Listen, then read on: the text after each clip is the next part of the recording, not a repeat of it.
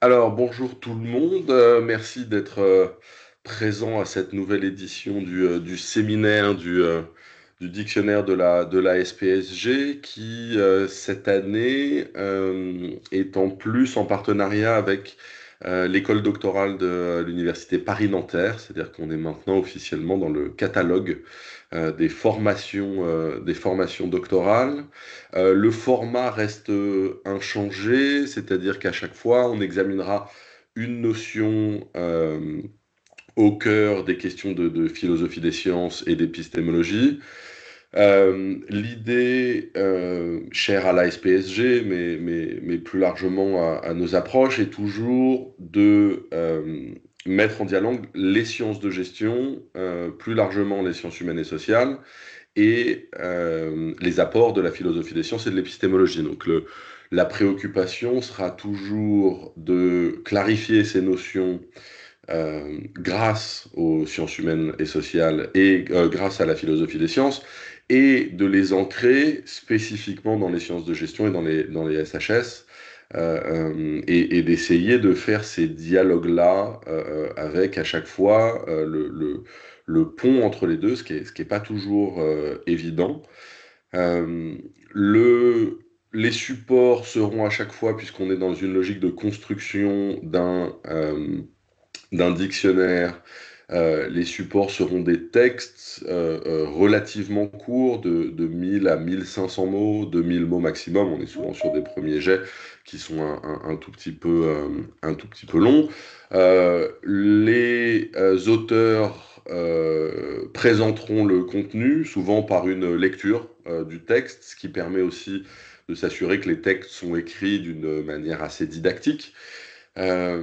Et on ouvre ensuite à chaque fois les échanges à l'ensemble de la salle dans un esprit non hiérarchique, c'est-à-dire que je distribuerai la parole dans l'ordre des mains qui se lèvent et des réactions. Je me ferai le premier discutant dans les cas où il n'y aurait pas de réaction, mais le but est vraiment d'ouvrir les échanges tout autant pour que tout le monde dans la salle virtuelle puisse s'approprier le contenu des présentations, mais aussi pour que les différents présentants et auteurs aient l'occasion d'avoir un retour sur la clarté, la construction de leur présentation. On est dans l'esprit à chaque fois d'un regard critique qui n'est ni dans l'attaque ad hominem, ni dans je suis d'accord avec tout, mais justement dans voilà quel est mon regard là-dessus et ce qui pourrait être complété, ajouté, sachant que la production finale du séminaire a pour but de porter quand même la marque de l'auteur, de l'autorat à chaque fois. Donc les auteurs assumeront leurs propos. Le but dans le passage de séminaire est de les enrichir. Alors le programme, je le répéterai un peu rapidement en conclusion, mais il va s'étaler sur l'ensemble de l'année. Donc cette année de mémoire, on a 7 séances.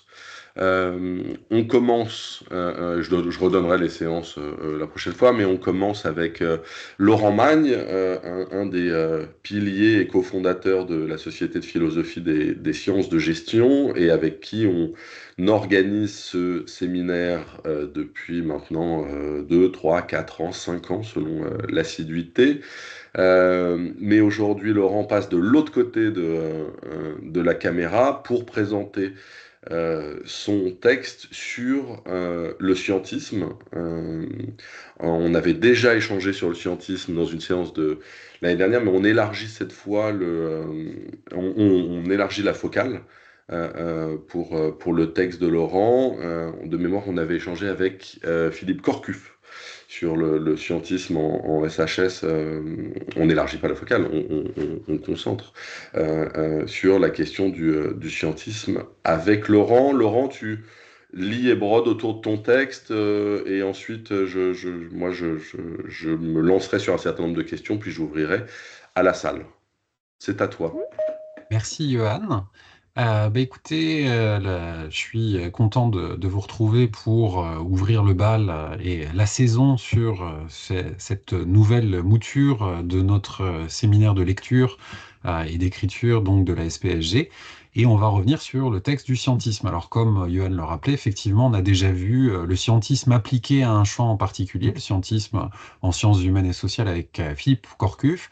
Mon ambition, c'est d'essayer de prendre en compte le scientisme d'une façon plus globale, c'est-à-dire non pas simplement pour les sciences sociales, mais pour toutes les sciences, en identifiant un certain nombre de mécanismes, en caractérisant le scientisme. Et c'est ce que je résume par le titre de ce court article. Le scientisme instrumentaliser le réductionnisme pour faire dire à la science ce qu'elle ne peut affirmer.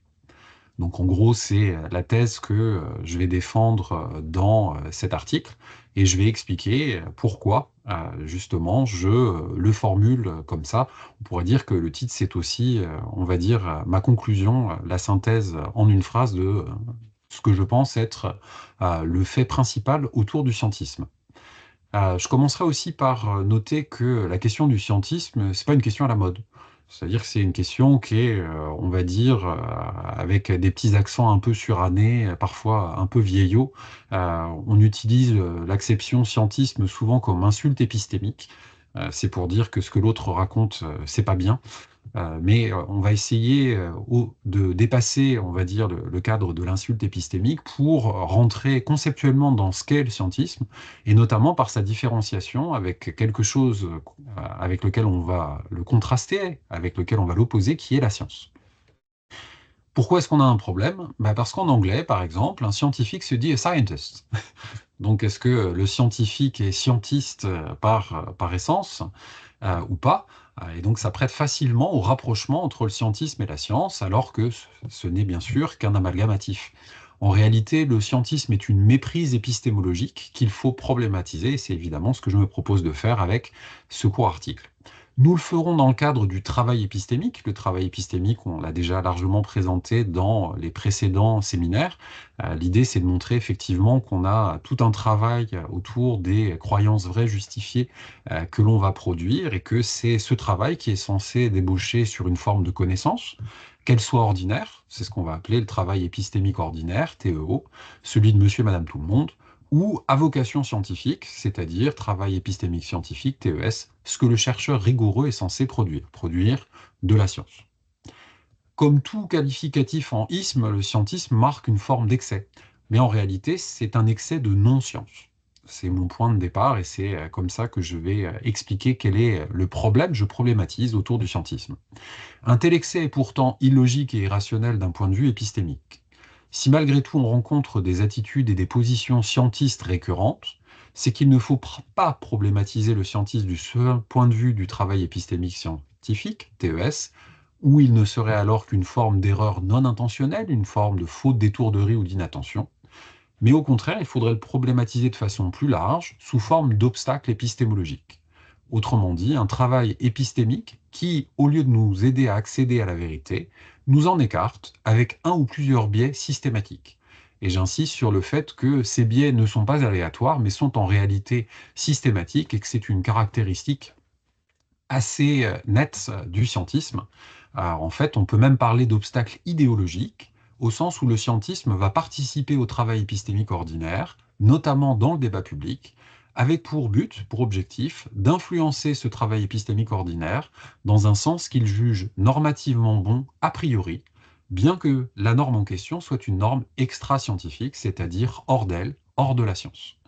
Je fais un petit jeu de mots sur le côté excédé, le côté hors d'elle, avec, on va dire, les acceptions dans le langage usuel. Mais l'idée, en tous les cas, c'est que le scientisme va nous faire prendre pour de la science quelque chose qui n'est pas de la science, d'où le titre de cet article, c'est-à-dire faire dire à la science ce qu'elle ne peut affirmer.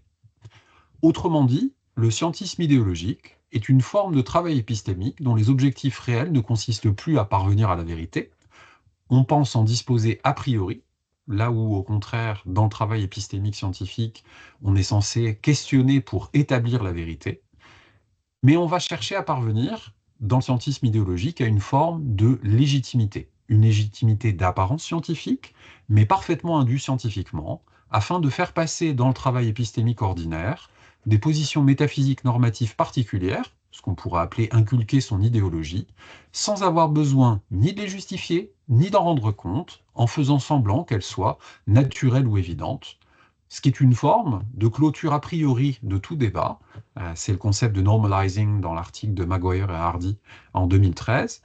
Et on a un cas où l'idéologie arraisonne plus ou moins discrètement la science, là où le travail épistémique scientifique devrait au contraire être épistémiquement capable de toujours pouvoir rouvrir le débat si de nouveaux éléments venaient à être versés au dossier. Ça, c'est la deuxième partie du couple de Maguire et Hardy, qui est le problematizing. D'où ce que je vous disais en introduction, la nécessité de problématiser le scientisme, et c'est ce que j'espère faire avec cet article. Le scientisme est ainsi la branche de la rhétorique, et j'insiste sur le fait que du coup, je positionne le scientisme sous forme de rhétorique, qui s'habille des apparences d'un travail épistémique scientifique afin de se faire passer pour de la science, ce qu'en termes ensemblistes je vais appeler S, alors qu'il ne s'agit en réalité que de la non-science, le complémentaire de S, voire d'anti-science, dont une grande partie est fausse et se fait passer pour vraie. Si on regarde mon petit schéma, j'ai essayé de traduire de façon visuelle ce que je raconte, on a un corpus de connaissances qu'on va juger scientifique, on va appeler ça la science, c'est mon rond avec le S majuscule dedans.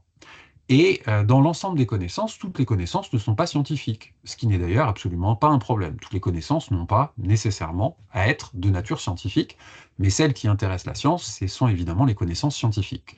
Donc il y a tout un tas de connaissances qui sont de nature non scientifique, et l'ensemble des connaissances, ça va être la réunion de l'ensemble S et de l'ensemble non S. À l'intérieur de cet ensemble non S, non scientifique, il y a un sous-ensemble, qui est mon rond ici en pointillé, qui, lui, est, on va dire, l'opposé de la science, c'est-à-dire un ensemble de choses qui sont contraires à ce qui est exposé dans le corpus scientifique. J'ai donc nommé ce sous-ensemble de non-S l'antiscience, AS, en rappelant que l'antiscience, c'est l'opposé de la science. Mais j'ajoute immédiatement une autre partition que je rends visible. Vous voyez que j'ai découpé en diagonale en deux l'ensemble des connaissances en rappelant que les connaissances ont une propriété, c'est d'être vraies ou fausses. Et ce que je dis, c'est que, évidemment, l'essentiel de l'antiscience est faux, alors que l'essentiel de la science est vrai.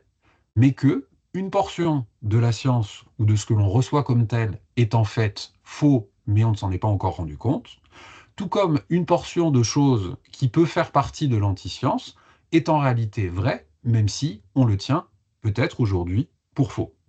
C'est le principe de l'évolution du savoir scientifique, c'est-à-dire qu'un certain nombre de choses ont pu être tenues pour fausses à un moment pour se retrouver vraies à un autre. Je vais prendre un exemple vraiment éculé pour faire simple. La Terre tourne-t-elle autour du Soleil ou le Soleil tourne-t-il autour de la Terre? À un moment, il était considéré comme scientifique dans un cas, et ce n'est plus le cas après, et vice-versa. Donc ici, on voit que la question de la science, non-science et anti-science est orthogonale en quelque sorte à la question du faux ou du vrai.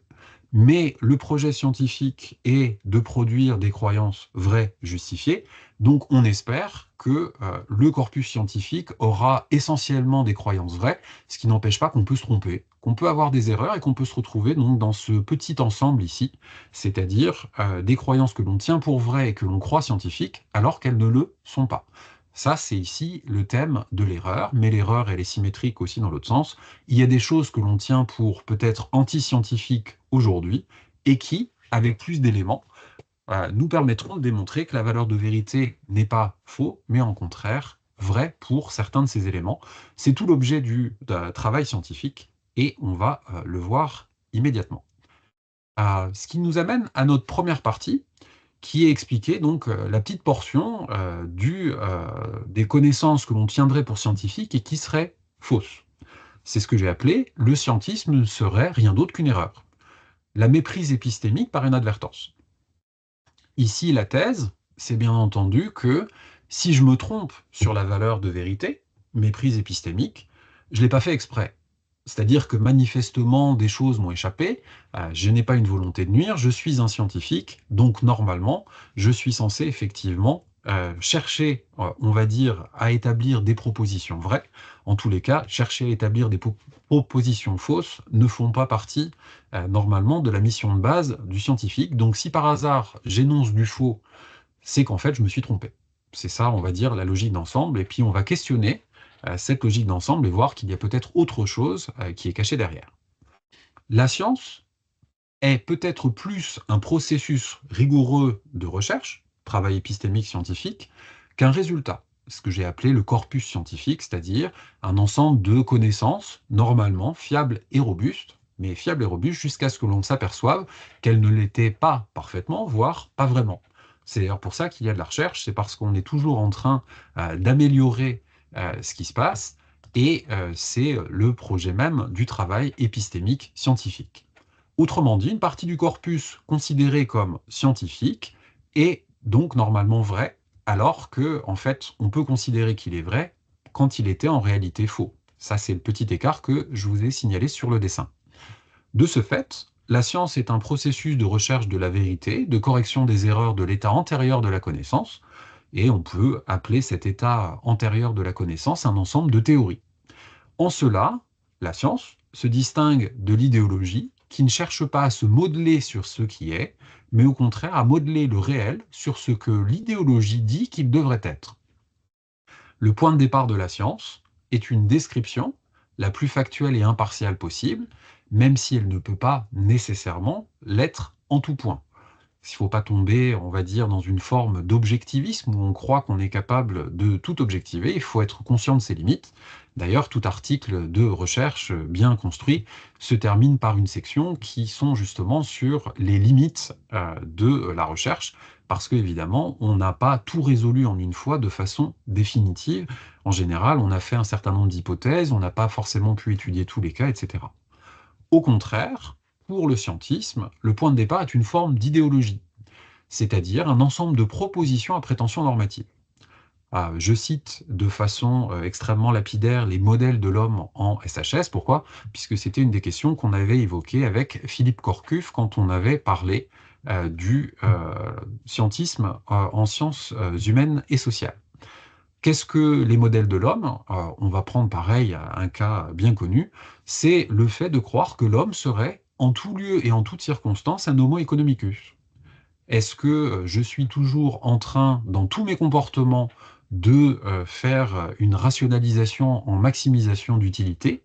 La réponse est que, empiriquement, c'est faux. Il y a plein de situations de la vie de tous les jours où je ne suis pas du tout en train de faire ce genre d'optimisation, et ça n'est pas très important. Un exemple que citait Yvon Péqueux, par exemple, si mon modèle de l'homme, c'est la théorie des coûts de transaction, quand je suis en famille, est-ce que je suis en train de refacturer immédiatement les prestations affectives que je donne à ma famille? Si justement je les donne, c'est que je ne suis pas en train de facturer. Donc l'idée, c'est que le modèle nous permet de voir un certain nombre de choses, mais parfois, la paire de lunettes ne va pas faire que nous permettre de voir, elle va aussi, du coup, avoir une prétention normative. Alors, il y a quelqu'un qui a son micro qui est ouvert, et du coup, ça fait pas mal d'écho. Si vous pouviez le fermer. Je m'en occupe. Merci beaucoup.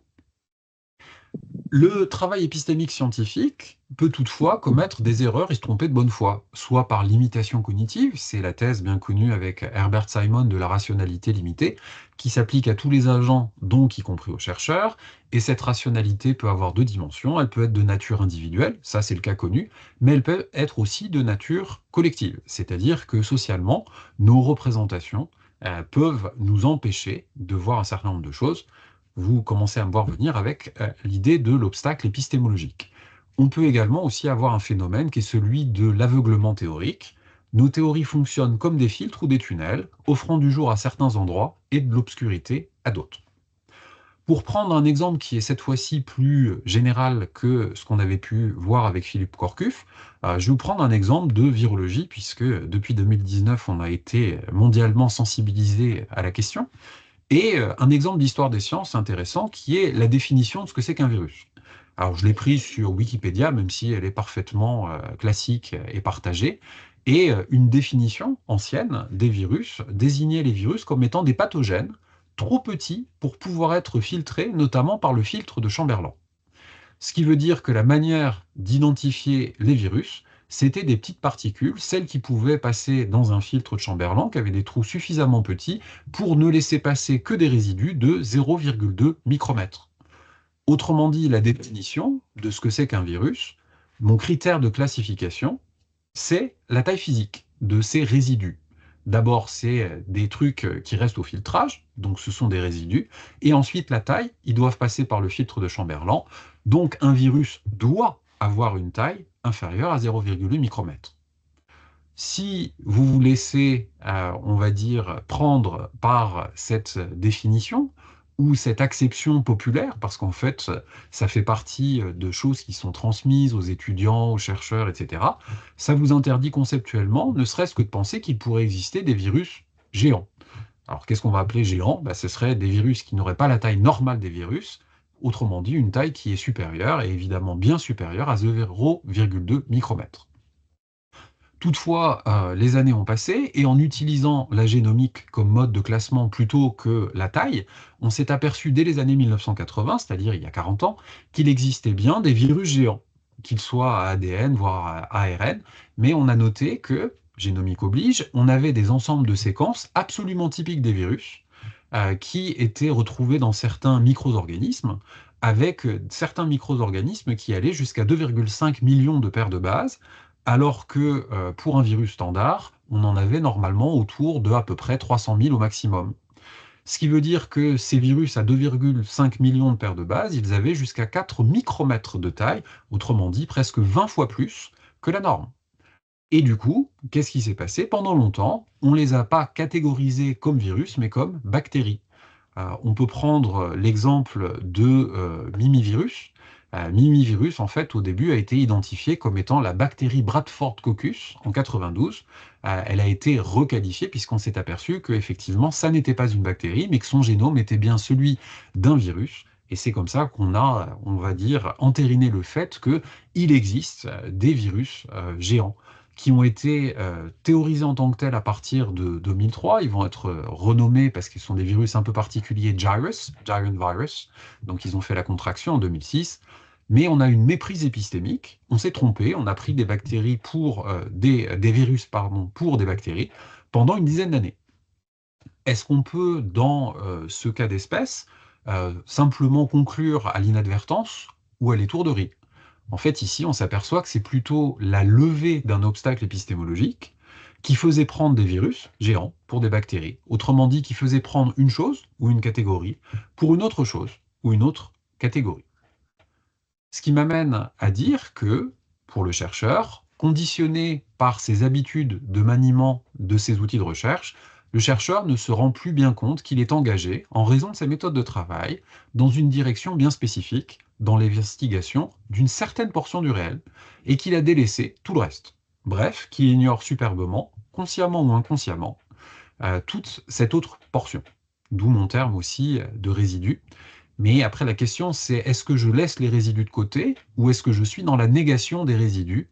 Et c'est là où, effectivement, il va y avoir une frontière que l'on pourra dessiner. Subjectivement, il pourra considérer que ce résidu est négligeable et le reléguer dans les poubelles ou les oubliettes de la science.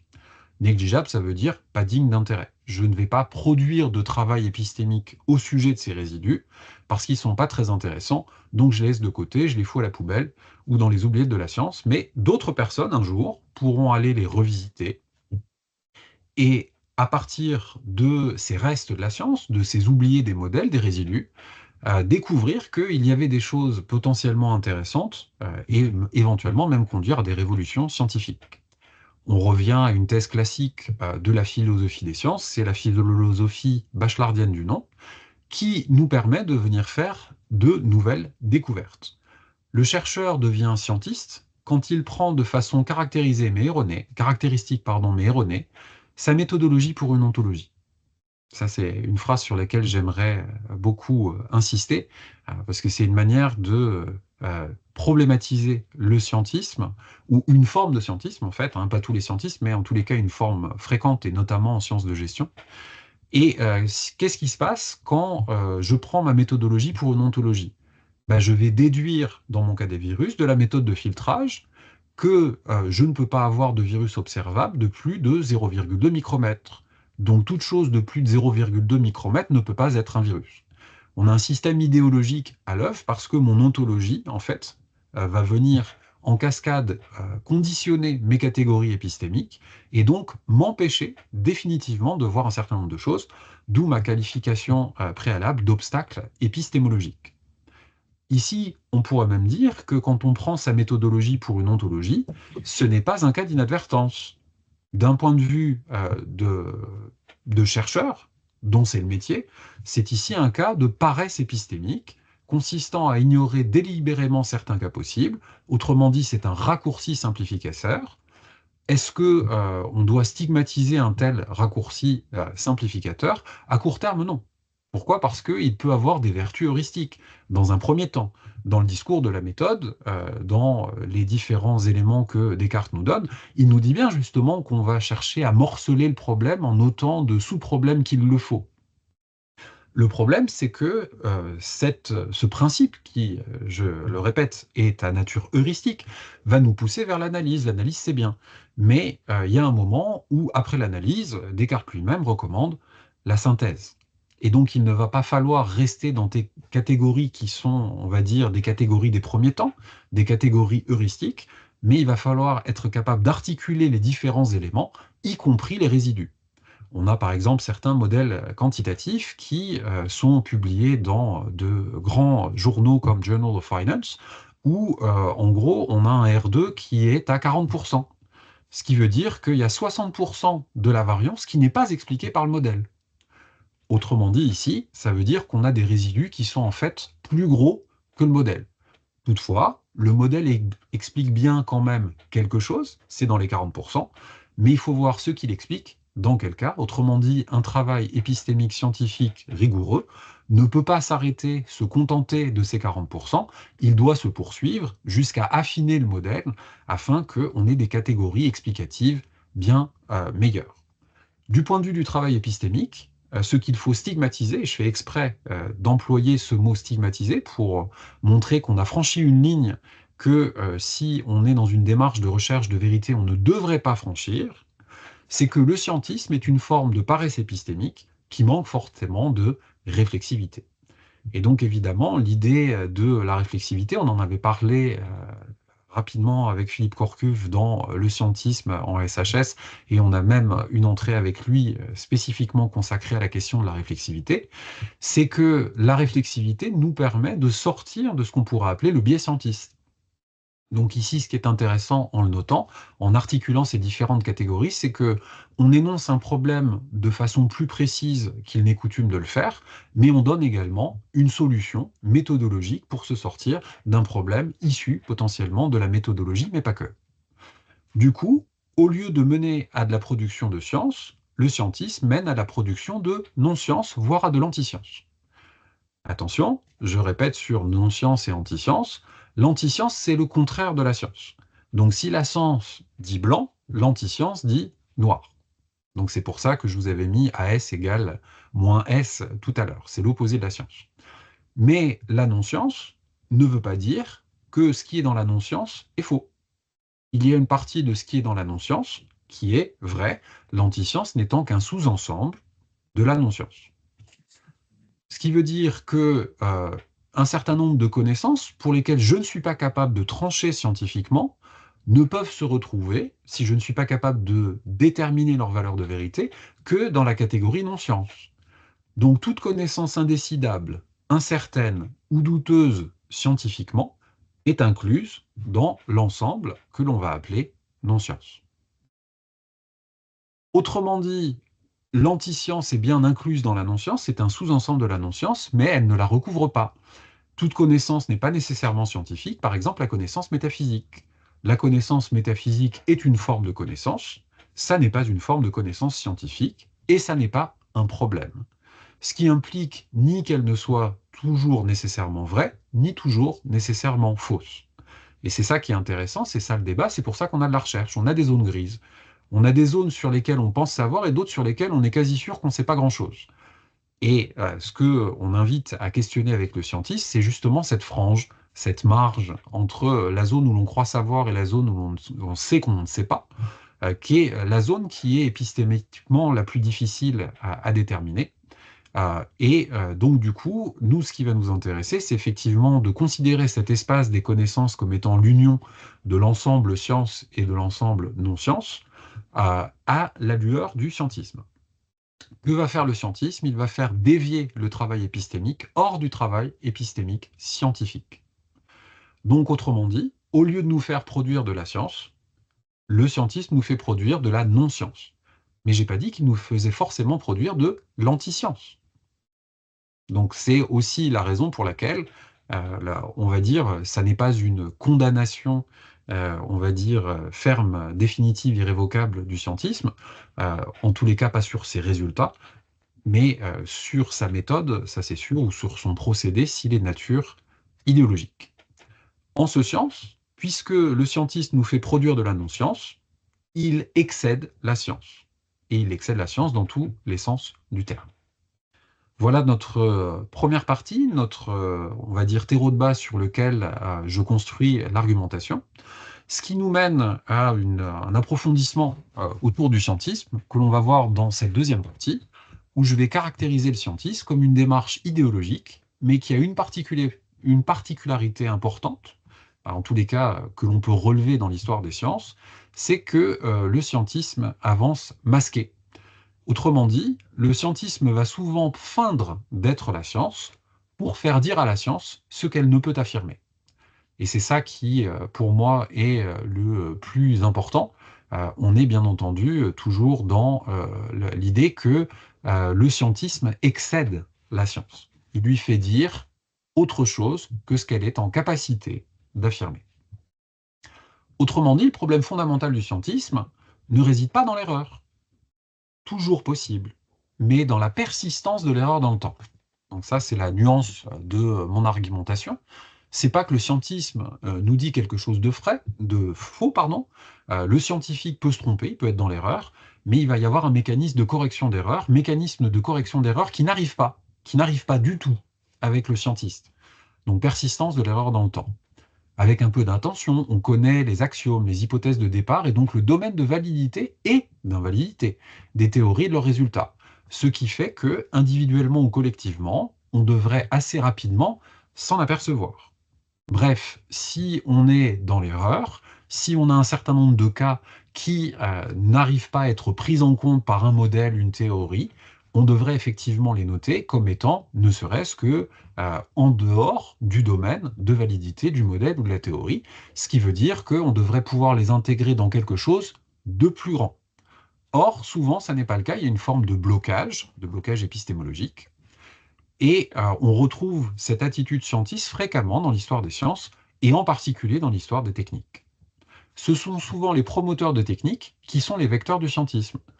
On a le cas bien connu chez nous en sciences de gestion, où on a plein de chercheurs consultants qui veulent vendre des outils et élever ces outils au statut de théorie. On pourrait prendre l'exemple du Balance Scorecard et de ces différentes révisions pour devenir une forme de modèle de la performance. Le problème, c'est que l'outil cache un certain nombre d'hypothèses dont les acteurs ne sont pas nécessairement conscients et qui ne sont pas nécessairement pertinentes pour les acteurs en question. L'exemple type étant, est-ce que je peux utiliser le Balance Scorecard pour une organisation à but non lucratif? Et si oui, quelle modification devrais-je faire à l'outil pour le rendre pertinent dans ces conditions? Le scientisme ne s'explique donc pas exclusivement par un défaut du travail épistémique scientifique, mais aussi, et même parfois principalement, par d'autres facteurs qu'il va nous falloir élucider, notamment par l'intérêt personnel à la propagation de certaines croyances métaphysiques ciblées. Si le scientisme conduit à des biais systématiques dans un sens plutôt que dans un autre, là où la science ne permet pas de trancher d'un côté plutôt que de l'autre, c'est bien parce que le scientisme excède la science. Pour trancher une proposition indécidable dans un système axiomatique, il faut renforcer les axiomes de ce dernier par des conditions plus restrictives qui, si elles sont cohérentes, peuvent rendre ces éléments décidables. Cette phrase est peut-être un peu complexe, je vais donner un exemple bien connu de la théorie et de l'épistémologie des mathématiques. On a en théorie des ensembles de Zermelo-Fraenkel ce qu'on appelle l'hypothèse du continu. Il est démontré que dans le cadre de la théorie des ensembles de Zermelo-Fraenkel, l'hypothèse du continu n'est pas décidable.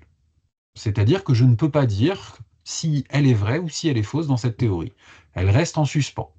En revanche, si je passe dans une autre axiomatique, une axiomatique plus exigeante qui est celle des transfinis de Cantor, là, la proposition sur l'hypothèse du continu devient décidable.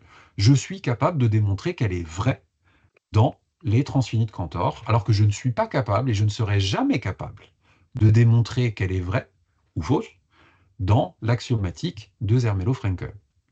C'est donc sur le plan des axiomes, c'est-à-dire sur le plan métaphysique ou ontologique, que le scientisme commence réellement par excès de détermination. Donc c'est cette idée de l'excès de détermination qui va me guider dans la suite de ce texte. Un tel mécanisme est celui du renforcement, qui peut aller jusqu'à la radicalisation des croyances. Mais si vous êtes en train de renforcer les croyances, voire de les radicaliser, c'est le principe de ce qu'on nomme l'idéologie, idéologie qui fera l'objet d'une notice ultérieure. On comprend mieux derrière le caractère d'erreur, mais au lieu d'être une erreur d'inadvertance, on pourrait qualifier cette erreur d'erreur intentionnelle. Pourquoi est-ce que je dis qu'elle est intentionnelle? Parce que l'objectif n'est plus de mettre la véracité d'une théorie à l'épreuve, mais d'affirmer et d'instituer une certaine vérité, d'inculquer une certaine idéologie comme étant la seule possible ou la seule souhaitable. Bref, établir une norme qui n'est pas, ou pas principalement, liée à la vérité. Or, prouver la vérité de nos énoncés, ce qu'on appelle la justification, est normalement une caractéristique essentielle du travail épistémique scientifique, raison pour laquelle, évidemment, le travail épistémique produit avec cet ensemble de normes qui diffèrent de la vérité mène dans une direction non collinéaire avec la vérité. Bref, du point de vue du travail épistémique scientifique, de telles normes constituent un obstacle idéologique, comme je l'annonçais en introduction, parce qu'elles ne sont, par principe, pas révisables.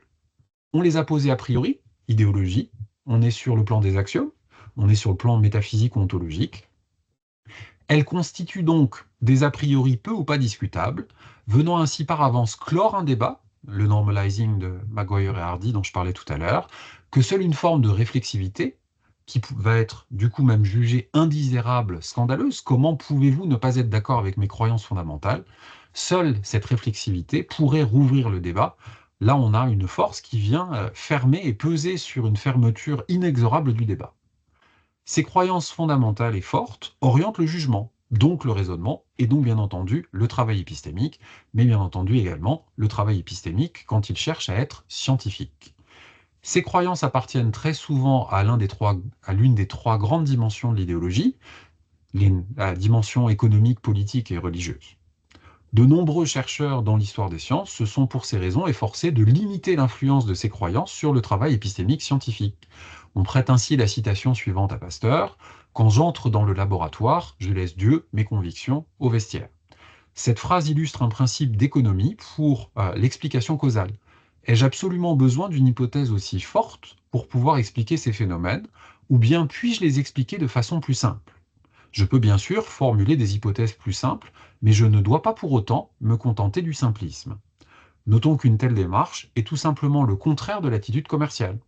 Une bonne publicité, qui fait vendre bien plus, repose souvent sur un slogan simpliste, c'est-à-dire une association assez simple, ce qui permet à toutes et tous de comprendre et se projeter dans la situation afin d'influencer, d'orienter la décision d'achat du consommateur. L'objectif, c'est de vendre une idée. Autrement dit, on a une action qui a une portée idéologique certaine quand on est scientiste. Une possibilité d'exemple bien connu, je prends exprès des exemples qui ne sont plus à la mode pour que le temps de l'histoire étant un peu passé, que, on va dire, les sensibilités idéologiques de chacun se soient un peu refroidies, travailler plus pour gagner plus versus la semaine de 35 heures. Chacune de ces idées, érigée en principe d'action collective, aura des conséquences pratiques assurées sur la vie des gens en établissant des règles du jeu typées. Mais les conséquences réelles à long terme ne seront pas nécessairement celles qui avaient été imaginées ou mises en œuvre par leurs promoteurs. Et je devrais même ajouter, évidemment, par leurs adversaires. Les adversaires prédisant la catastrophe, les promoteurs prédisant le paradis. Peu importe hein, la croyance idéologique en question. Le scientisme va ainsi participer au débat public avec pour but d'influencer le travail épistémique ordinaire dans un champ qu'il juge normativement bon a priori. Exemple également, d'un côté, les chantres inspirés par l'intelligence artificielle qui vont mettre en avant les formidables gains de productivité possibles, là où on aura des personnes qui pourraient être catastrophistes et effrayées et qui verraient dans l'IA une forme de déclassement de l'humanité et possiblement même la voie de son extinction. Ces positions, aucune de ces positions, ni dans un sens ni dans l'autre, ne sont des prédictions aux sciences scientifiques. Ce sont des projections, ce qui n'est pas du tout la même chose. Des hypothèses ou des postulats métaphysiques différents dont on explore les conséquences à l'aide d'expériences de pensée. L'expérience de pensée de ce qui va advenir. Ce qui est une activité qui est typique de la philosophie. Sous-entendu, si c'est typique de la philosophie, c'est qu'on n'est plus dans la science. On excède la science, ce qui n'est pas un problème. On a bien entendu une légitimité et un intérêt de l'activité philosophique, mais la philosophie n'a pas besoin de se faire passer pour de la science. Mais même pour les plus grands scientifiques, certaines de ces expériences de pensée sont inconcevables. Einstein nous affirmait « Dieu ne joue pas au dé », choqué qu'il était, religieusement ou spirituellement, par la place apparente du hasard en mécanique quantique, place qui semble s'opposer à un ordre universel immanent que l'on tirerait de l'existence d'un Dieu unique dans une religion monothéiste. Un autre exemple bien connu est celui du programme de Hilbert durant les années 20. Hilbert nous disait qu'on devait résoudre le problème des fondements des mathématiques, notamment en, on va dire, réduisant les mathématiques à l'aide d'une méthode particulière, parce qu'on avait découvert des paradoxes et des incohérences dans la théorie des ensembles et que plus ou moins tout reposait sur la théorie des ensembles. Donc s'il y avait des incohérences dans la théorie des ensembles, en fait, c'était toutes les mathématiques qui s'écroulaient. Et Hilbert nous dit que pour les mathématiques, il fallait réduire la cohérence des mathématiques à celle de l'arithmétique. Bref, le principe du programme de Hilbert, c'était prouver la cohérence de l'arithmétique pour sauver les mathématiques. Et là, je fais exprès de dire sauver, parce qu'on peut voir, entre guillemets, un programme politique, en quelque sorte, qui arrive.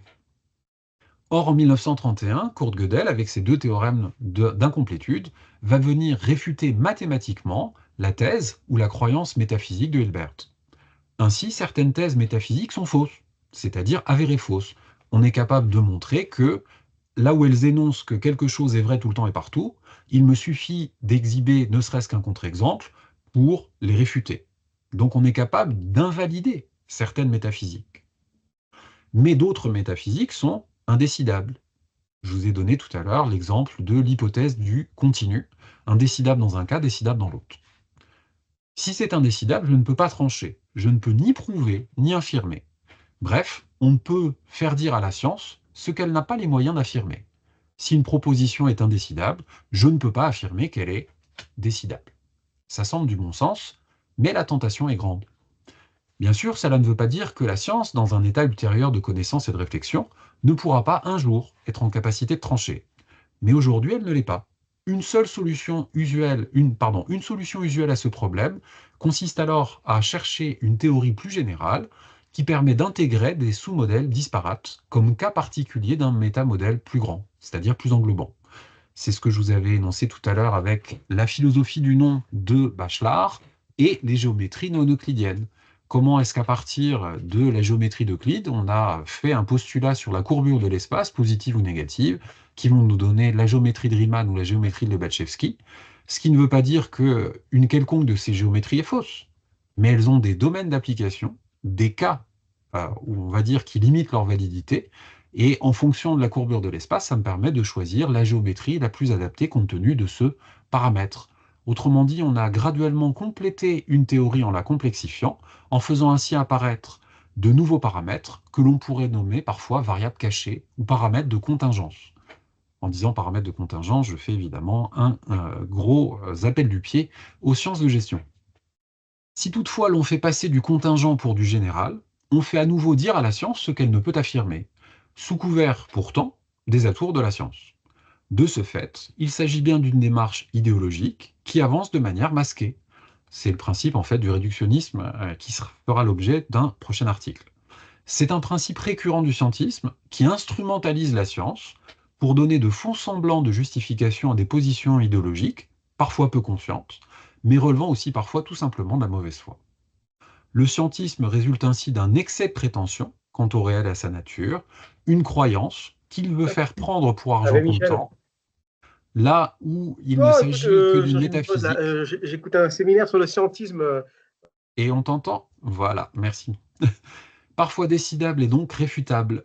Le subterfuge scientiste usuel consiste ainsi à faire passer une classe particulière de phénomènes, mécanismes ou de situations pour le modèle absolu. Bref, un modèle non contingent de l'objet, venant ainsi surdéterminer ses propriétés en les réduisant aux particularités prises comme généralité. Ce qui m'amène à ma conclusion. En usant indûment, du point de vue du travail épistémique scientifique du réductionnisme, on peut orienter a priori le raisonnement, et donc les conclusions, dans un sens qui nous arrange idéologiquement. Il ne s'agit donc plus d'une simple méprise épistémique, mais d'une volonté de manipuler la connaissance en agissant sur le travail épistémique ordinaire pour servir ses propres intérêts dans les domaines en général économiques, politiques, religieux, etc. Ce qui constitue bel et bien une méprise épistémologique.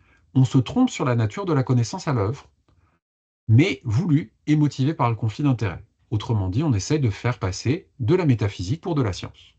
C'est ce que j'ai appelé le scientisme idéologique. C'est une croyance qui est soit fausse, soit non justifiée, c'est-à-dire appartenant au domaine de la non-science, et qui va se servir du réductionnisme et l'instrumentaliser dans la mesure où son pouvoir de persuasion, le simplisme, mais non de conviction, sera grand vis-à-vis d'un auditoire. Il s'agit donc d'un subterfuge rhétorique qui consiste à faire dire à la science ce qu'elle ne peut affirmer, afin d'utiliser l'autorité précise de la science pour légitimer l'action et les croyances comme vraies, et partant bon dans le domaine public, sur la base d'un raisonnement épistémiquement faux, c'est-à-dire invalide. La science n'est pas normative d'un point de vue idéologique, métaphysique, sauf à considérer qu'elle peut, au cours de son travail épistémique scientifique, invalider certaines métaphysiques, c'est le principe de la réfutation, et est ainsi une quête infinie et inachevée de vérité, et je vous ai mis, par petit clin d'œil provocateur, au pluriel. Paraphrasons Bachelard, l'esprit ne peut se passer de métaphysique, mais il peut en changer. Ajoutons, difficilement et dans la douleur, grâce à un rigoureux travail, un travail épistémique. La recherche scientifique est un work in progress qui part des faits et débouche sur des conclusions, avec des tests, des épreuves, avec un principe de réfutation, et non une somme idéologique qui part des conclusions désirables pour les illustrer ou les narrer fictivement avec des faits triés sur le volet, et qui seront donc dans une logique de conformité à l'idéologie, d'opportunité des faits par rapport à la théorie, avec un principe de corroboration. Et je vous remercie. Merci beaucoup, Laurent. Alors je vais revenir sur un ou deux points. Je me doutais qu'Erwan allait très rapidement réagir. L'avantage de Teams, c'est que ça me donne l'ordre des mains levées, donc je n'oublierai personne. Donc levez la main et je distribuerai au fur et à mesure.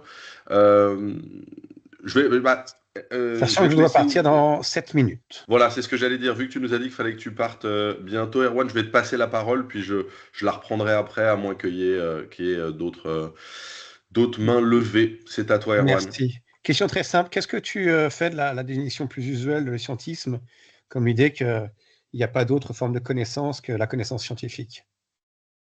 Eh bien, en disant cela, en fait, j'affirme que c'est une définition qui est fausse et surannée, ne serait-ce qu'en citant un exemple. La connaissance métaphysique est une forme de connaissance. Dire qu'il n'y a pas d'autre connaissance que la connaissance scientifique, c'est nier l'existence de la connaissance métaphysique, par exemple. Donc ça me suffit, en fait, pour rejeter cette définition comme étant justement scientiste par essence, puisqu'elle est en train de réduire le réel à une sous-proportion du réel, en faisant passer cette sous-portion du réel comme étant la totalité du réel. Ah non, parce que les gens qui disent que la connaissance scientifique n'est pas de la connaissance scientifique, mais de la connaissance quand même, ils ne sont pas scientistes. C'est exactement ce que je viens de dire, ils ne sont pas scientistes. C'est-à-dire Mais du que coup, quel est le ceux problème? qui disent qu'il y a de la connaissance non scientifique ne sont pas scientistes. Si tu dis que la seule connaissance qui existe, c'est la connaissance scientifique, ça fait partie de ce que je caractérise comme étant scientiste. Oui, mais toi, tu dis autre chose. Tu dis pas exactement ça. Tu dis pas ça du tout, en fait. Bah, écoute, dis-moi ce que tu as compris, parce que, a priori, normalement, je dis ce que je viens de dire. Parce que là, de ton point de vue, le scientisme est une forme d'idéologie. Mais une forme Il d'idéologie au sens où y a un on biais fait idéologique des dans le hypothèses scientisme. et on pose des a priori qui ne sont pas correctement fondés. Mhm. Et donc, tu mélanges ça avec la non-science. Mais le scientisme, c'est beaucoup plus précis. C'est l'idée vraiment que, voilà, s'il n'y a pas de la science, il n'y a pas de connaissance. Et c'est pas ce que tu dis. Non, c'est Tu pas dis ce autre que je chose. dis, et je récuse, on va dire, c'est la Mais définition comment que tu tu peux récuser poses. ça? Bah, c'est très facile. C'est-à-dire que justement, ce que j'ai expliqué, c'est je fais une reproblématisation. C'est-à-dire que ta manière même de poser le problème fait qu'il y ait théoriquement, de façon complètement autoréférentielle, il ne peut pas y avoir de problème. Puisque tu Ouais, poses a bah, c'est priori pas qu'il moi n'y qui a que pose le la problème. connaissance scientifique. C'est une définition très commune du scientisme. C'est pour ça que. C'est pas la seule définition du scientisme. C'est justement Bien sûr, pas aux parce qu'elle est États-Unis. commune. Je peux te citer, c'est exactement pour ça que j'avais pris la définition des virus. La définition des virus comme étant d'une taille inférieure à 0,2 micromètres, ça a été une définition extrêmement commune. C'est pas pour autant qu'elle était juste. Non, mais là, on parle d'une convention scientifique, on ne parle pas de philosophie.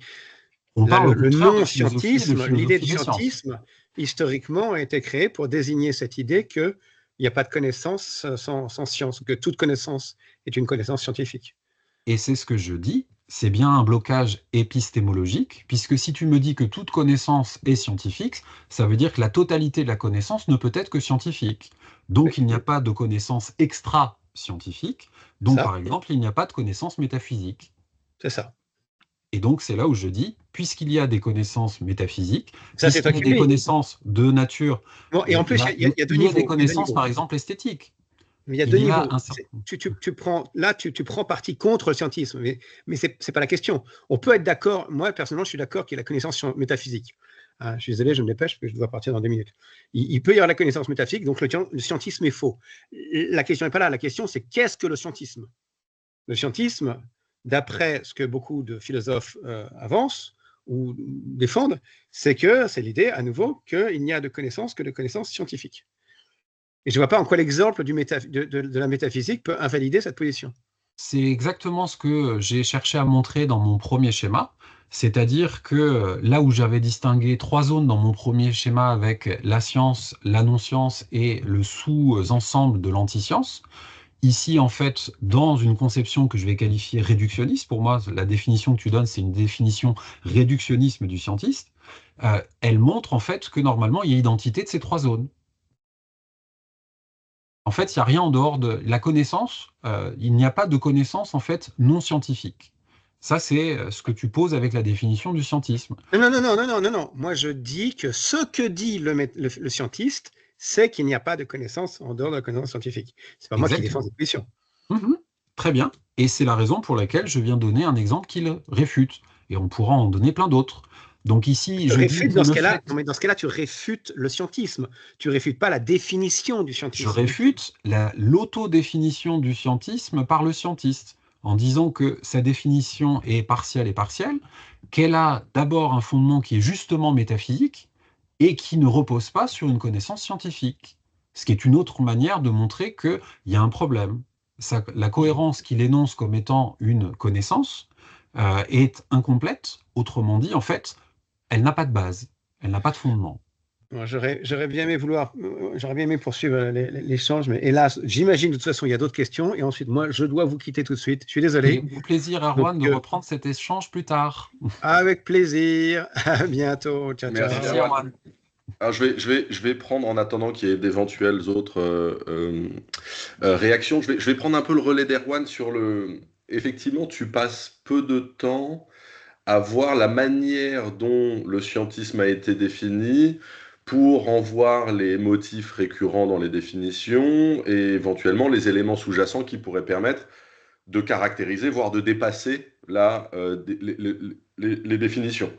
Je pense que il y a, et dans les échanges avec Erwan, il y a un petit détour à faire sur l'ancrage et sur la question connaissance, quitte à ce que ça renvoie un jour vers une autre entrée, hein, et évidemment, croyance vraie justifiée. Parce que je pense que le débat est en partie là avec Erwan, et par rapport aux ensembles que tu caractérises, euh, je, tour à tour, c'était soit des ensembles de qu'est-ce que la science, qu'est-ce que la non-science, et à d'autres moments, les ensembles étaient des ensembles de connaissances que tu caractérisais comme des connaissances scientifiques ou comme des connaissances non scientifiques ou anti-scientifiques.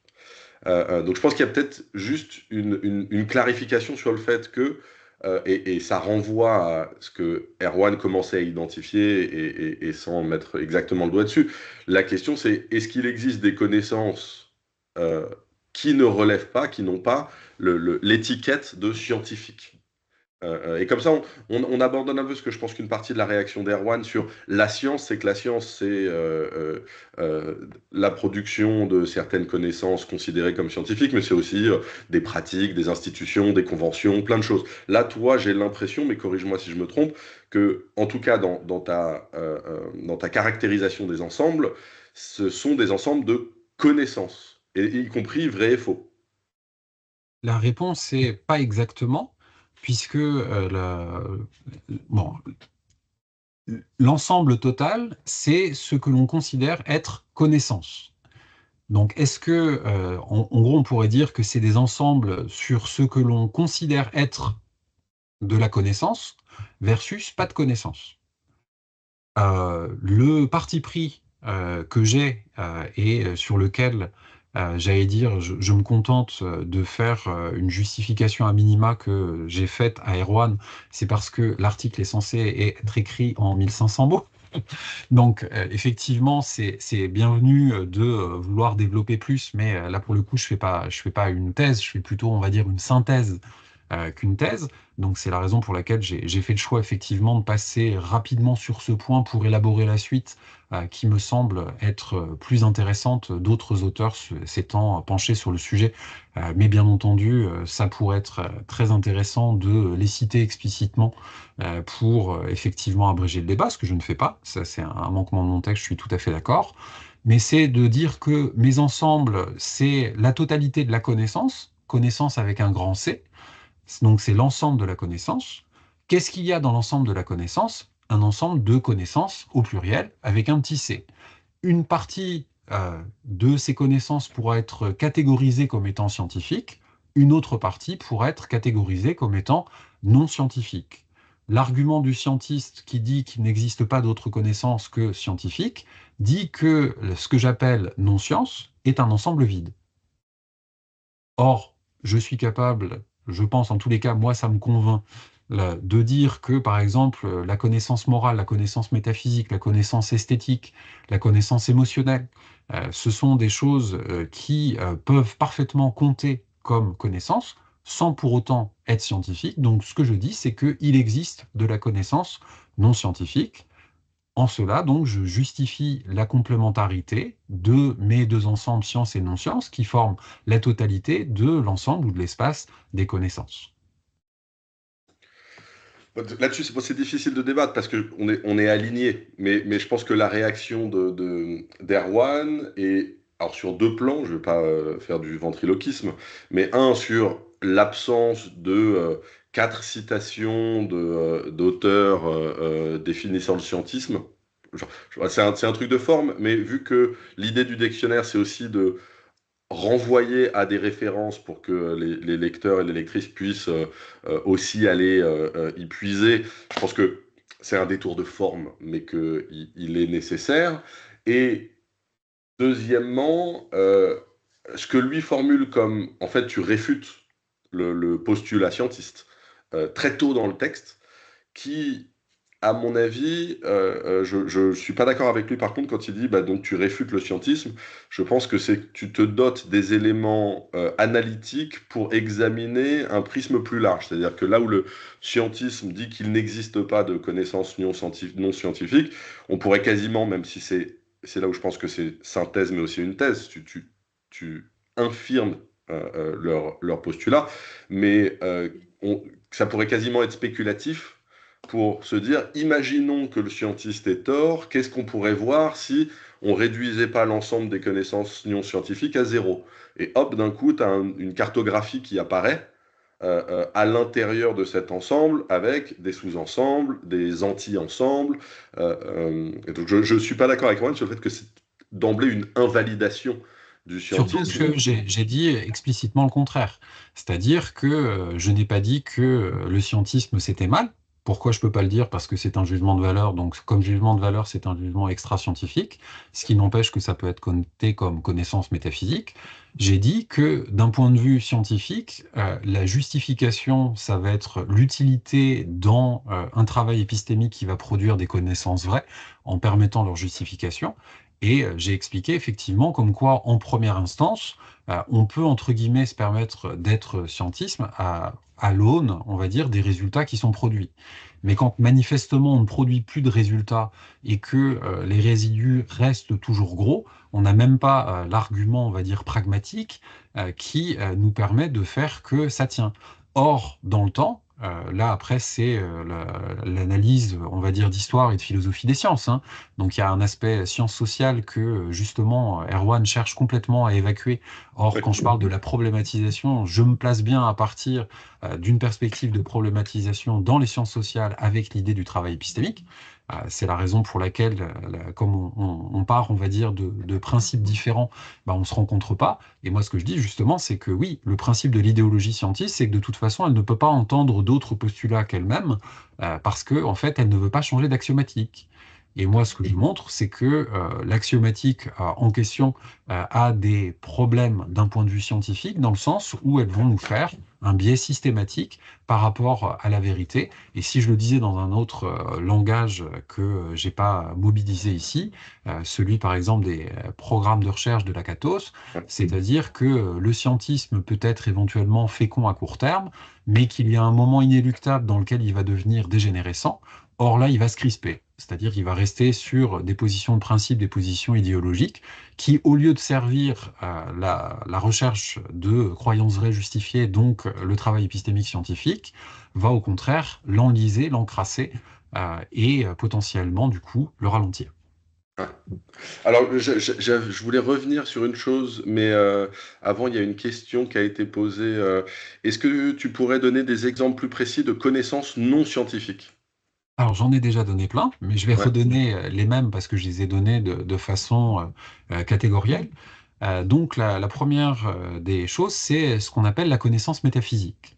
Par exemple, si je vous dis Dieu existe, ou si je vous dis, alors je ne prends absolument pas parti hein, là, sur ce que je vous donne, hein, je vous donne, on va dire, des énoncés à portée métaphysique que je ne cherche en aucun cas ni à valider ni à invalider. Deuxième énoncé, le capitalisme c'est bien. Comment est-ce que je peux justifier ça socialement? Socialement, je peux, mais scientifiquement, est-ce que je peux? En fait, derrière, si on a introduit des considérations morales, des considérations esthétiques, ce sont des éléments que l'on va bien tenir pour connaissance dans notre vie de tous les jours. C'est-à-dire que ce sont des éléments que on va prendre pour acquis pour élaborer comportement, plan d'action, etc. Autrement dit, ce sont des choses que l'on connaît, on est avec. C'est une autre manière de faire, on va dire, un lien avec ces éléments-là. Est-ce que ces éléments sont scientifiques? Non, ils sont parfaitement extra-scientifiques. Et la deuxième question, c'est est-ce que c'est un problème? Et ma réponse personnelle est que non, ça n'est absolument pas un problème. Et c'est justement tout l'intérêt de ma définition ensembliste, de montrer qu'il y avait quelque chose que l'on croyait évident, c'est-à-dire que l'ensemble des connaissances se réduisait exclusivement à la connaissance scientifique, et en posant le fait qu'il y a de la connaissance non scientifique et de l'antiscience, l'ennemi de la science, ça n'est pas la connaissance non scientifique, c'est l'antiscience.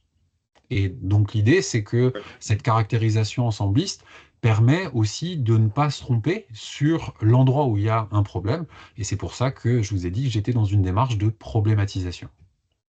Alors ça, je veux revenir à la problématisation, mais pour donner un autre exemple pour abonder, parce que c'est vrai que l'exemple de le capitalisme est bien, que ça, le Dieu existe, on a le problème de ça frotte avec les notions de croyance, avec les notions, etc. Pour abonder, par exemple sur la connaissance esthétique, on fait énormément de choses de manière intuitive, que notre corps connaît, sans que forcément on soit capable de formuler, et sans qu'on puisse prétendre à une scientificité. Quand on dit qu'on connaît quelqu'un ou quand on dit qu'on sait faire du vélo, on mentionne quelque chose qui est de l'ordre de la connaissance. Hein. Je connais mes voisins, je connais ma ville. C'est une forme de connaissance, mais elle n'est pas prétentieuse. Elle se prétend même pas scientifique, et c'est pas problématique. On sait faire énormément de choses d'un point de vue corporel, d'un point de vue sensoriel, sensitif, sans qu'à aucun moment, donc on est traversé, et nos corps sont traversés, et nos pratiques quotidiennes sont traversées de ces connaissances-là, qui ne prétendent pas et qui ne sont pas scientifiques. Ce qui ne les empêche pas de fonctionner comme une forme de connaissance tangible, qui fonctionne, qui obtient les résultats, qui a peut-être été un jour adossée et qui est peut-être parfois recouplé avec la production scientifique, hein, mais qui est fondamentalement fonctionne de manière qui ne se prétend pas scientifique. L'expertise, même si elle est connectée à la connaissance scientifique et à l'existence de la science et de ce qu'elle produit, l'expertise est tramée de connaissances qui ne sont pas et qui n'ont pas besoin et qui ne se prétendent pas scientifiques. Hein. Donc il y a de la connaissance non scientifique, mais c'est vrai que ça vient invalider c'est là où c'est difficile de commencer avec ça tout de suite, c'est que ça vient d'une certaine manière contredire une partie des affirmations scientistes. Alors il n'y a toujours pas de main levée, donc moi je vais continuer. Hein. On a l'habitude de discuter, de débattre avec Laurent, donc c'est pas un problème. Ah, ça y est, Benjamin. Bon, je me lance. Merci beaucoup Laurent pour ce très chouette exposé.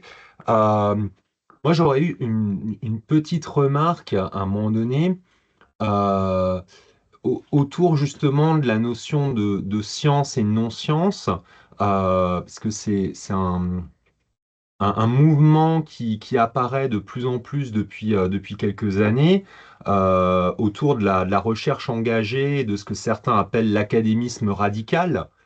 Euh, alors, je me doute un petit peu déjà de la réponse, mais justement, partant du principe que je me situe dans un monde et que j'ai mon corpus idéologique, euh, je vais nécessairement, à un moment donné, en embarquer une partie dans ma recherche et dans mon positionnement scientifique, voire dans ma démarche.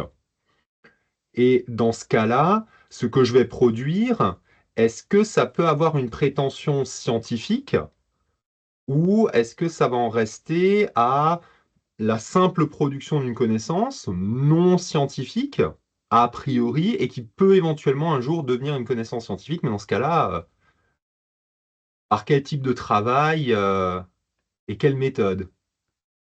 Où Alors, est-ce en que fait, tu situes l'académisme radical Mhm. dans tout ça? C'est une très belle question et très pertinente. Si Bernard Collas était parmi nous, il serait absolument ravi que tu poses cette question, puisqu'il nous avait fait justement tout un couplet là-dessus pour l'anniversaire de la FNEJ. Et derrière, en fait, j'ai déjà répondu. Alors, je vais reformaliser évidemment ma réponse, c'est est-ce que on peut se passer de métaphysique? Est-ce qu'on peut se passer, du coup, on va dire, d'une idéologie? Ce qu'il faut comprendre, c'est que quand j'utilise le vocable idéologique, ça n'est pas un vocable stigmatisant. C'est-à-dire que Bachelard nous le dit très bien, l'esprit peut changer de métaphysique, il ne peut pas s'en passer. Donc il ne s'agit pas de dire il faut avoir zéro idéologie, en fait c'est impossible. C'est pas comme ça que la connaissance fonctionne. La preuve en étant en mathématiques, où l'idéologie en mathématiques, bon ça semble bizarre dit comme ça, mais l'idéologie en mathématiques s'appelle les axiomes. Donc la réponse, on l'a déjà avec Bachelard et la philosophie du nom, les géométries non euclidiennes. L'important n'est pas de ne pas avoir d'hypothèse ou de parti pris. On peut avoir ses hypothèses préférées, ses hypothèses fétiches. Ce sont des axiomes. En revanche, on ne va pas planquer les axiomes sous le tapis, on va les expliciter. Et en les explicitant, on est en train de définir le domaine de validité de notre théorie. C'est-à-dire, ma théorie ne tient que si ça est vrai. est-ce que je vais pouvoir prouver les axiomes? Bah, le principe même des axiomes en mathématiques, c'est qu'on ne va pas les prouver. Donc ça n'est pas un problème pour produire de la connaissance. Et comme on a un travail épistémique qui, en exhibant ces axiomes, est rigoureux, ils vont nous permettre de soumettre à la réfutation le travail qui aura été produit. Bref, ils sont, on va dire, scientifiques, ne serait-ce qu'au sens du processus, et s'ils permettent de démontrer effectivement un certain nombre de choses vraies, là, ils nous amènent vers une connaissance scientifique. Donc le problème d'être engagé n'est pas un problème à condition que ça ne vienne pas parasiter le travail épistémique, mais au contraire le soutenir. Mais c'est un soutien affiché. C'est-à-dire que là où ce serait un problème, c'est d'avancer masqué. Et c'est ce que je dénonce avec le scientisme. C'est-à-dire que la plupart des gens font semblant d'être seulement scientifiques, quand en fait ils prennent, au nom de la science en quelque sorte, qu'ils usurpent, une position qui prétend légiférer de façon normative sur des considérations qui n'ont pas de sens. Pourquoi ça n'a pas de sens? Parce que scientifique, non scientifique, en gros, la réponse c'est est-ce que c'est vrai, est-ce que c'est faux? Est-ce que ça me donne une quelconque norme du bien? Et donc, là où le chercheur va être engagé et là où il devient non scientifique, si je le prends par exemple par rapport à un article, c'est très souvent dans ses conclusions. C'est pas quand il a fait sa revue de littérature, sa méthode, etc. C'est dans l'interprétation des résultats. Est-ce que dans son interprétation, il va rester dans quelque chose qui, on va dire, est logique d'un point de vue scientifique, ou est-ce qu'au contraire, il va projeter un certain nombre de valeurs, de croyances sur le plan ontologique, qui vont venir absolument infléchir son interprétation dans un sens et dans un sens unique, dans un sens qui ne varie pas et qui ne pourra pas varier. Et si on arrive dans ce genre de cas, on est dans une recherche qui n'est plus scientifique, mais qui est une affirmation idéologique qui essaye de se faire passer pour de la science. Ce cas-là serait un cas typique de scientisme. Est-ce que je peux faire de la recherche engagée? On va prendre l'exemple de la recherche comptable engagée, parce que c'était celui de Bernard. La réponse est oui, mais à condition qu'on ait explicité ces hypothèses. Éventuellement, ça va nous amener à faire une forme de recherche-action qui n'est pas du tout un problème en soi, à condition qu'on ne prenne pas pour généralité ce qui n'était qu'une particularité. Autrement dit, dès que je suis capable de situer mon travail de terrain, mon action sur le terrain, mon rapport au terrain par rapport à un cadre plus grand, le métamodèle dans lequel ça va être inclus, comme je l'ai dit tout à l'heure, ce qui est le principe fondamental de la philosophie du non, je suis en train de montrer que ce que je fais n'est pas absolu, mais relatif. Autrement dit, je suis rentré dans une démarche réflexive, et c'est grâce à cette réflexivité que je vais pouvoir garder ma scientificité dans ma démarche. Et ça, je pense que c'est clé. Alors, je regarde en même temps, parce que je voulais revenir à un élément, et je suis déçu parce qu'en fait, j'ai vu passer Marc Nikitin, Oui, je sais, j'ai vu Marc qui aussi. s'est connecté rapidement et qui n'est plus connecté, et qui avait écrit il y a 20 ans un des premiers et un des seuls papiers sur la problématisation. C'était dans CCA en 2006. Il n'y en a pas beaucoup des gens qui se sont intéressés explicitement à la question de la problématisation. Il y a Jean-Luc Morisseau qui avait participé au séminaire l'année dernière et Marc Nikitin. Alors c'est intéressant de voir les gens qui se sont intéressés à la problématisation explicitement en gestion en France. C'était plutôt dans le cadre compta contrôle audit. Hein, donc c'est intéressant que une notion qui peut avoir l'air très philosophique à première vue, peut-être être caricaturée comme constructiviste, a beaucoup intéressé le champ du contrôle. Et je voudrais revenir dessus parce qu'en fait, ça a un rôle pivot. Alors, je ne savais pas qu'il était discuté de manière aussi détaillée dans le papier que tu mentionnais de Maguire et Hardy.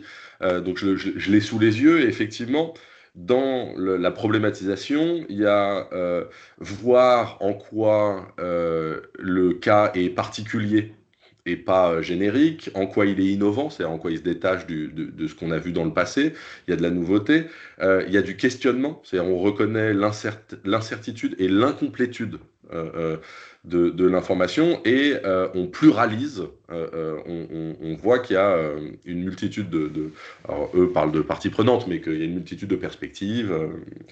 Euh, il y a un moment où t'en fais quasiment une force contre le scientisme idéologique, la problématisation.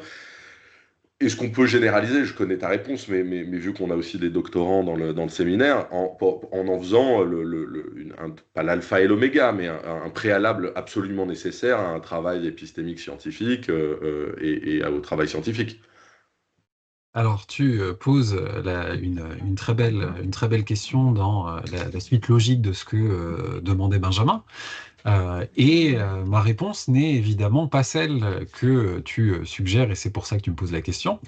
La réponse est, est-ce qu'il faut problématiser à tout crin tout le temps? Est-ce que c'est une norme du bien? Si par hasard j'en fais une norme du bien, c'est-à-dire je suis en train de le poser comme une norme extra-scientifique, bref, je suis scientiste. Donc évidemment, je ne peux pas répondre ça, ce serait une aporie. Ce que je vais répondre à contrario, et c'est bien la logique du S et du non-S.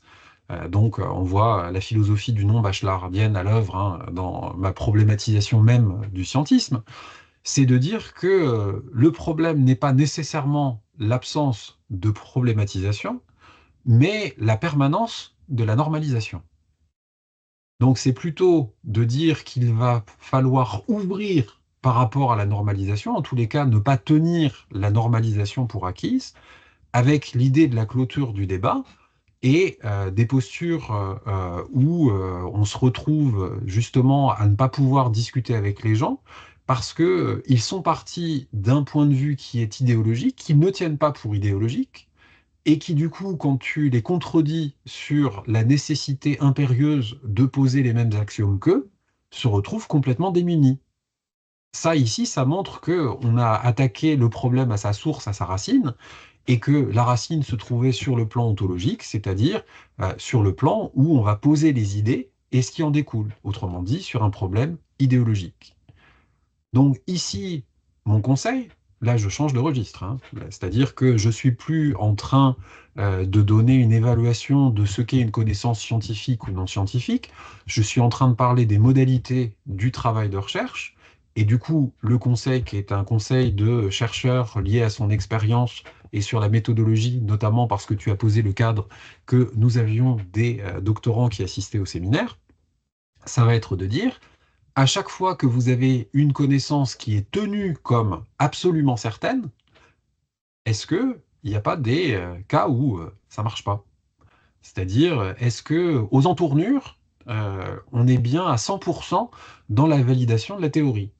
Et en particulier en sciences sociales et en sciences de gestion, la réponse est on a toujours, ou presque, des contre-exemples. On a toujours des cas d'espèce qui montrent que notre théorie n'a pas atteint un niveau d'universalité. Elle a atteint un niveau de généralité. C'est-à-dire qu'elle est vraie éventuellement dans la plupart des cas. Mais quand je parlais des poubelles de la science, des résidus, qu'est-ce qui fait que vous restez obnubilé par le fait que votre théorie, elle marche dans la plupart des cas, et donc du coup, je ne sors pas de ces cas-là, je ne vais surtout pas voir ailleurs? Ça veut dire que on subit un verrouillage idéologique qui nous empêche d'aller chercher. Et c'est parce que ce verrouillage idéologique nous empêche d'aller chercher que, un, c'est une forme de scientisme, et deux, que c'est parfaitement non scientifique dans la démarche. Surtout si on repart effectivement de la philosophie du non-bachelardienne. Et pour abonder dans ton sens sur ces biais-là, un réflexe, c'est d'explorer. Alors, il y a ce dont tu parles, quelque part la recherche du contre-exemple, la recherche du cas où ça ne marche pas, et la reconnaissance. On n'est pas tout le temps en train d'essayer de subsumer l'intégralité de tout ce qui est.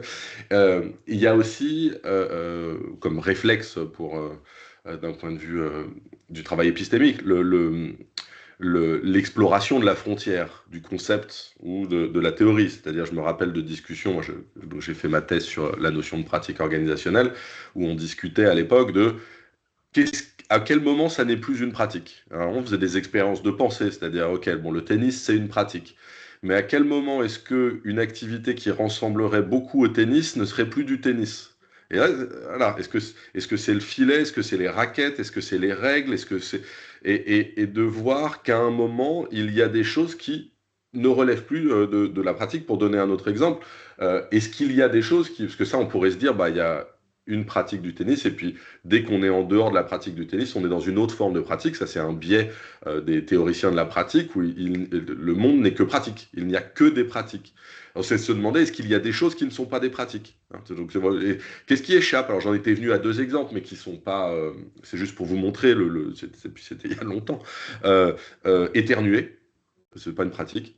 Alors après, je suis sûr qu'il y a des chercheurs sur la pratique qui pourraient... Et trébucher. Trébucher, je m'étais dit, ok, en fait, ok, ça m'a rassuré. La question n'était pas de savoir si j'avais raison dans mes contre-exemples de frontières et d'extraterritorialité. C'est-à-dire, est-ce que je suis capable de reconnaître qu'il y a des choses qui ne relèvent pas de ma perspective? Moi, avec les gens qui font du as practice, donc tout est pratique partout, tout le temps, ce qui leur permet de tout capturer, mais il y a un danger. Pareil pour les gens qui sont sur les théories du pouvoir, par exemple. Euh, le, le, le, le- Est-ce que c'est possible de penser quelque chose qui, dans les relations humaines et dans les comportements, qui ne serait pas une résultante des jeux de pouvoir? Bon, bah, des collègues en gestion qui sont dans ces approches power studies, resistance studies, etc., peinent parfois à reconnaître qu'il existe des choses qui peut-être ne seraient... Parce qu'en fait, ce que je suis en train de faire là, c'est quelque part un rapport de pouvoir avec vous. Je suis en train de vous imposer du haut de mon rôle et de ma rhétorique une certaine manière de penser. C'est-à-dire que tout sera caractérisé comme tel. Donc je pense que là où j'abonde dans ton sens en étendant aussi, c'est sur le fait de cultiver ces recherches par moment, pas toujours, mais par moment, de choses qui sortent, qui échappent, qui contredisent, sans forcément en faire un effondrement complet du cadre, hein. C'est aussi rappeler l'importance de la modestie dans le travail scientifique. Alors, il n'y a toujours pas de main levée, à part quelques réactions sur le Est-ce que tennis. tu me permets de réagir? Bah, vas-y. Ce qui est intéressant, c'est qu'évidemment, du coup, tu me fais une transition en or avec la prochaine notice, puisque ce que tu es en train d'expliquer, c'est le caractère réducteur d'un prisme théorique et en fait d'une utilisation absolue d'un prisme théorique à l'excès, c'est-à-dire qui excède la science, au sens où ça l'agace, mais du coup, ça la dépasse, et ça la dépasse parce qu'on essaie de lui faire dire des choses qu'en fait, elle ne peut pas dire. Et c'est la raison pour laquelle, en fait, cette notice sur le scientisme est couplée avec une notice sur le réductionnisme. On peut voir que dans le texte que j'ai présenté, je parle très peu du réductionnisme. Une des raisons pour lesquelles j'en parle très peu, c'est parce que je le fais de manière hypertexte. Je l'ai cité au moment où c'était pertinent, je l'ai même cité dans le titre de la notice sur le scientisme, mais il y aura une notice complète qui va être consacrée au réductionnisme exactement pour la raison que tu as donnée. Alors, c'est toute la difficulté pour que tout le monde soit au courant de la construction hypertexte réticulaire d'un dictionnaire, c'est que forcément, on peut se reposer sur des choses qui ont déjà été écrites, hein. Au moment où on publiera les premières entrées, ça permettra de renvoyer sur travail épistémique, par exemple, là, qui est un élément important de l'entrée présentée par Laurent ici. Mais ça, à chaque fois, ça me sert de piège pour que quand les gens se reposent un peu trop sur une autre notion, pour les forcer à venir nous écrire l'entrée suivante. Donc voilà, faites attention si vous êtes appelé à présenter à un moment, dès que vous commencerez à employer un peu trop un mot nécessaire et que vous dépasserez en nombre de mots l'entrée, je vous dirai, ah bah voilà, du coup, il faut écrire une entrée réductionnisme pour étendre. Alors, je voudrais qu'on dépasse un tout petit peu pour revenir sur un truc assez central avant de conclure, la confusion entre méthodologie et ontologie. C'est pas que tu t'en as parlé et tu l'as explicité, mais je pense que c'est tellement important que ça mériterait qu'on reprenne quelques minutes pour revenir sur l'importance de la distinction et les dangers de la confusion entre méthodologie et ontologie dans ton propos et en général. Parce que ça me semble, enfin, on est tous les deux, on fait tous les deux des formations d'épistémologie séparées et ensemble, et c'est central dans ce qu'on fait. Donc voilà, est-ce que tu peux redévelopper un tout petit peu? Donc, ce qui est important, c'est déjà de rappeler, on va dire, 3 niveaux d'analyse que le chercheur scientifique doit avoir en tête, que sont les niveaux ontologiques, épistémiques ou épistémologiques et méthodologiques. Donc on a beaucoup parlé de l'ontologie, même si on a dit que c'était l'endroit où on posait les idées, les axiomes, donc il peut y avoir, on va dire, des conséquences idéologiques de ce que l'on va poser comme hypothèse centrale, à partir desquelles on va échafauder notre théorie, mais c'est le plan métaphysique, hein, ontologique, métaphysique, on va dire que c'est la même chose, et on ne peut pas s'en passer. Donc ça veut dire qu'on a tous des hypothèses de recherche, et par exemple dans un travail doctoral, je vais prendre l'exemple du travail doctoral puisque c'est, on va dire, un des attendus du travail doctoral, il y a ce fameux chapitre qui est censé être épistémo-méthodo. Mais en fait, ce qu'on vous demande dans le chapitre épistémo-méthodo, c'est rarement de l'épistémo, pas vraiment de la méthodo, et en fait c'est plutôt de l'ontologie. C'est-à-dire être capable de dire, bah voilà, quelles sont mes hypothèses de travail que je n'entends pas démontrer. Je ne vais pas du tout chercher à les démontrer parce que de toute façon, j'ai pas le temps et que derrière, j'ai d'autres choses à faire. Le but du jeu, c'est de montrer comment je mène une recherche qui est rigoureuse et qui a une vocation scientifique. Donc ça, c'est le plan ontologique. Le deuxième plan, c'est le plan épistémologique, qui est que puis-je connaître? Compte tenu de ces hypothèses de base que j'ai posées en premier, bah, il y a un certain nombre de questions qui surgissent. Pourquoi ceci plutôt que cela? Dans quel cas et pas dans quel autre? Donc là, ici, la question, c'est que puis-je connaître sur un terrain? Et est-ce que ma connaissance du terrain est dérivée de mon ontologie? Oui. C'est-à-dire que du coup, mon épistémologie procède de mon ontologie. Et il s'agit justement pas de la planquer sous le tapis, mais au contraire de l'exposer au grand jour, ce qui fait qu'on a une démarche qui est franche et honnête. Donc il n'y a pas de problème pour l'engagement. En revanche, comme c'est franc et honnête, ça vous expose à la critique. Ça veut dire que la validité de votre connaissance est d'autant plus limitée que vos hypothèses sont limitées et étroites. Ce n'est pas un problème en soi, mais du coup, c'est la validité de la recherche qui va être impactée par cet aspect-là. Le troisième aspect, c'est maintenant que j'ai vu quelles étaient justement les zones troubles dans lesquelles on ne sait pas tout, il y a des choses qui ne sont pas claires, ce qui justifie, on va dire, l'intérêt du fait de chercher dans ces zones-là pour contribuer à clarifier, à produire de la connaissance scientifique rigoureuse sur le sujet. Eh ben, il va falloir que je mette en œuvre une investigation de terrain. Bref, je ne vais pas procéder au petit bonheur la chance, je vais au contraire articuler ma démarche, si possible de façon systématique, et c'est le principe de la méthode. Je suis en train de suivre une route qui mène au-delà de, en tous les cas, c'est le principe même de la méthode, et cette méthode, elle est critiquable. Pourquoi est-ce qu'elle est aussi critiquable? Bah parce que je vais choisir de retenir ceci plutôt que cela, et il va falloir montrer l'adéquation, normalement, entre l'épistémologie, la méthodologie et l'ontologie. Mais la méthode est un choix, c'est-à-dire que pareil, hein, je prends des exemples, on va dire, d'un fort niveau de généralité pour illustrer, sur à peu près n'importe quel terrain, je peux choisir une méthodologie quantitative ou qualitative. En réalité, ça n'a pas d'importance. Mais, dans certains cas, elle sera plus appropriée l'une que l'autre. Chaque méthode, chaque méthodologie a ses avantages et ses inconvénients. Donc la raison, c'est encore de se poser la question des quel est le cas d'application, quel est le domaine de validité de ce que je fais. Or, ce domaine a été posé a priori au moment de l'ontologie. Et le deuxième problème du chercheur, c'est la méthodologie à la mode. Bah oui, il y a des modes managériales, vous ne croyez pas qu'il n'y a pas des modes chez les chercheurs? À un moment, il y a eu la grande mode des équations structurelles, et les équations structurelles ont plein d'avantages, et ça peut être très bien. Mais est-ce que ça veut dire qu'il faut faire des équations structurelles tout le temps et partout? Non. À un moment, il y a eu la grande mode du constructivisme, il y avait plein d'intérêts, d'avantages, etc. Puis à la fin, on explore d'autres choses.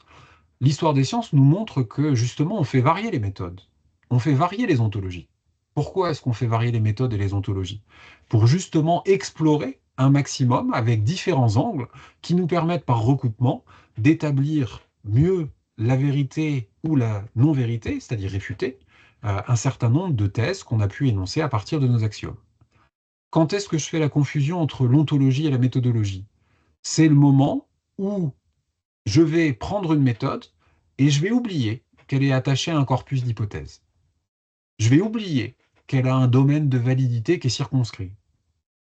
Et je vais faire comme si cette méthode n'avait aucun domaine de validité particulier ou qu'elle était particulièrement valable dans certains cas, alors que peut-être la méthode est en réalité beaucoup plus générique ou générale que ce que on vous a raconté au sujet de la méthode. Je prends l'exemple des questionnaires. Est-ce que je peux poser des questions sans a priori? Ben non, puisque ma direction même de recherche veut que je vais aller investiguer dans telle direction de recherche, je ne vais pas investiguer à 360 degrés en 3D. C'est pas vrai. Je vais aller investiguer dans un sens. Donc le problème n'est pas d'avoir un sens, c'est au contraire de perdre le sens en l'oubliant, en faisant comme si j'avais tout dit au sujet d'eux. En fait, la façon même d'utiliser ma méthode, faire un questionnaire, c'est évidemment symétrique avec un guide d'entretien, hein, c'est de dire que du coup, je vais demander des choses dans un sens plutôt que dans un autre. Qu'est-ce qui va justifier le fait que je demande dans ce sens-là plutôt que dans un autre? C'est mon projet de recherche qui est lui-même sous-tendu par une ontologie.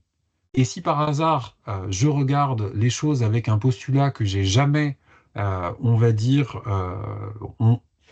évalué, c'est-à-dire, je ne dis pas démontrer, parce que si c'est un postulat, c'est au plan métaphysique, ça ne se démontre pas, que la comptabilité doit toujours, tout le temps et partout, satisfaire les actionnaires.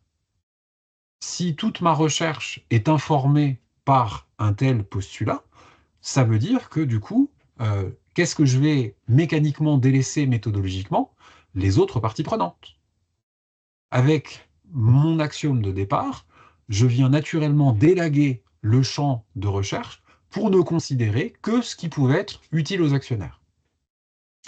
Là où il peut y avoir idéologie, c'est si j'affirme que tout le temps et partout, l'information nécessaire aux actionnaires est suffisante pour les autres parties prenantes, sans jamais l'avoir démontré. C'était, on va dire, un des biais d'une partie de ce qu'on a appelé la recherche positive en comptabilité. On peut considérer ça comme un biais idéologique, dans le sens où, si je ne cherche jamais à démontrer que c'est bien le cas, est-ce que j'ai des études qui permettent de démontrer que l'information des actionnaires, elle me permet d'être parfaitement bonne, elle est largement suffisante pour les salariés, et suffisante pourquoi? Et donc, en fait, du coup, si je ne suis pas en train d'étudier l'impact de l'info des actionnaires sur d'autres parties prenantes, c'est là où ma méthodologie devient une idéologie. Donc, en fait, il est très facile de reprendre une méthode sans s'apercevoir du fait qu'elle a forcément un caractère réducteur. C'est un entonnoir, c'est un filtre. Le but du jeu, ça va être de filtrer, trier et de faire ressortir ce qui est pertinent pour ma recherche. Donc, en fait, le principe même fondamental de l'utilité d'une méthode, c'est qu'elle soit réductrice. Mais la question, c'est qu'est-ce qu'elle réduit et du coup, qu'est-ce que j'oublie? D'où la grande question classique en économétrie, qu'est-ce que vous avez dans vos résidus? Est-ce que vos résidus sont petits, moyens ou gros? S'ils sont petits, du coup, c'est entendable que vous faites un travail qui a un intérêt. Si vous avez des gros résidus tout le temps, ça veut dire que vos explications, en réalité, elles sont bancales. Ça n'empêche pas qu'elles soient publiées. Donc il ne faut pas non plus faire l'amalgame entre la publication et la recherche. Explication bancale ou partielle. En tout cas, assumer cette dimension-là. Est-ce qu'il y a dernière question, spasme, réaction Ou envie de discussion. ou envie de discussion? Non, en même temps, on arrive doucement à la fin de notre séance. Laurent, merci beaucoup pour ces présentations et ces développements sur le scientisme qui vont appeler d'autres entrées, comme on l'a vu. Donc, tu es condamné à continuer le travail et sans cesse et sans cesse et sans cesse. Mais il suffit de t'imaginer heureux et on verra que ça se déplaît pas. La prochaine fois, alors j'ai vu qu'Arnaud était connecté, je ne sais pas s'il l'est encore, je ne sais pas s'il peut allumer, c'est pas une injonction à allumer ta caméra ou ton micro, Arnaud, mais donc on écoutera, on verra Arnaud Pellissier-Tanon nous parler de l'individualisme méthodologique. On se met à explorer de plus en plus précisément Arnaud. Donc le 3 novembre à la même heure, hein, donc 14h jusqu'à 15h30, et je mettrai au fur et à mesure aussi les vidéos. Donc on vous retrouve le 3 novembre pour la prochaine séance sur l'individualisme méthodologique. Merci beaucoup, à bientôt, au revoir. Merci.